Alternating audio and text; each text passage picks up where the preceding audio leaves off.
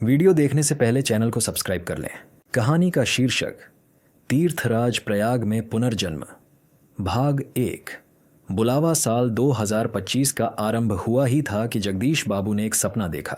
गंगा, यमुना और अदृश्य सरस्वती की त्रिवेणी पर एक दिव्य पुरुष उन्हें बुला रहा है। उसने सफ़ेद वस्त्र पहने थे, जटाओं से गंगा बह रही थी और आंखों में करुणा थी।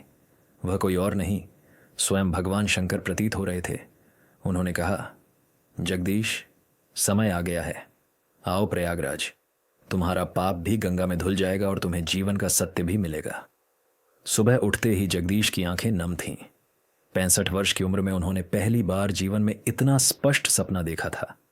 वह दिल्ली में अपने बेटे बहू के साथ रहते थे। वर्षों पहले पत्नी का देहांत हो चुका था और जीवन बस एक रूटीन बन चुका था। निस्वार्थ सेवा, अकेलापन और स्मृतियां। पर अब कुछ बदलने वाला था। भाग 2, यात्रा की शुरुआत। प्रयागराज का महाकुंभ 2025 में लगने वाला था और जगदीश बाबू ने तय कर लिया कि वह इस बार महाकुंभ में अवश्य जाएंगे। बेटे बहू ने पहले तो मना किया, लेकिन उनकी आंखों में दिखती दृढ़ता और उस दिव्य अनुभव की व्याख्या सुनकर उन्होंने भी सहमति दे दी। ट्रेन से यात्रा शुरू हुई। साथ में कुछ पुराने कपड़े, एक गीता और वह तस्वीर जिसमें उनकी पत्नी के साथ उन्होंने अंतिम तीर्थ यात्रा की थी।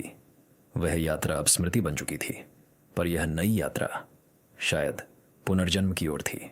भाग 3, संगम की पवित्रता। प्रयागराज पहुंचते ही मानो किसी और ही लोक में प्रवेश हो गया। हर ओर साधु संत, नागा बाबा, विदेशी श्रद्धालु, महिला भक्तों की कतारें और गगनचुंबी घोष, हर हर महादेव और जय गंगे माँ। त्रिवेणी संगम पर उन्होंने पहली बार स्नान किया। वह ठंडा जल जैसे शरीर को नहीं, आत्मा को स्पर्श कर रहा हो। एक क्षण को उन्हें लगा जैसे उनके जीवन का सारा भार, सारी पीड़ा, सब पश्चाताप बहते जल में समा गए हों। उन्हें ऐसा महसूस हुआ जैसे कोई अदृश्य शक्ति उनके सिर पर हाथ रख रही हो। भाग 4, कथा, संत और अनुभव। महाकुंभ में रुकने के लिए उन्होंने साधुओं के शिविर में एक स्थान ले लिया। वहां उनका परिचय स्वामी अच्युतानंद जी से हुआ। उन्होंने कहा, जगदीश, महाकुंभ केवल एक मेला नहीं है, यह आत्मा की यात्रा है। यहाँ हर कोई अपने भीतर के अंधकार को त्यागने आता है।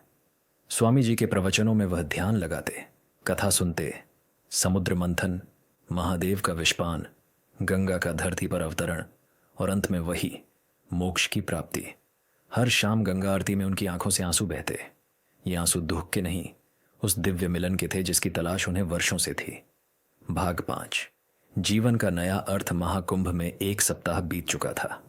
इस दौरान उन्होंने एक युवा साधक राहुल से मित्रता की। राहुल कभी एक आईटी इंजीनियर था जो अब सब कुछ त्याग कर साधना में लीन हो चुका था। राहुल ने उन्हें ध्यान और प्राणायाम सिखाया। एक दिन ध्यान के दौरान जगदीश बाबू ने अपनी पत्नी का चेहरा देखा। वह मुस्कुरा रही थी और कह रही थी, अब तुम मुक्त हो जगदीश। वह क्षण था उनके जीवन का पुनर्जन्म। अब वह अकेले नहीं थे। अब उनके भीतर गंगा बह रही थी, यमुना की कोमलता और सरस्वती की बुद्धि थी। भाग 6, वापस लौटना, लेकिन बदले रूप में। महाकुंभ समाप्त होने को था। लौटते समय जगदीश बाबू वहीं संगम किनारे बैठकर बोले, मैं कुछ छोड़कर नहीं जा रहा, बल्कि यहाँ से कुछ लेकर जा रहा हूँ, शांति, संतोष और आत्मज्ञान। दिल्ली लौटने के बाद उनका चेहरा बदल चुका था। बेटा बहू हैरान थे, क्योंकि अब वे पहले से अधिक शांत, अधिक प्रसन्न और अधिक जीवंत हो गए थे। वह अब सुबह ध्यान करते, गीता का पाठ करते और हर किसी से प्रेम पूर्वक व्यवहार करते।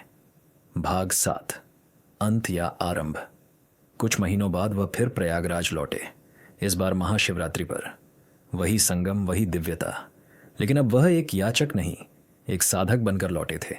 वह बोले, महाकुंभ में मुझे जीवन नहीं, जीवन का अर्थ मिला, और जब तक यह शरीर है मैं हर बार यहाँ आऊँगा।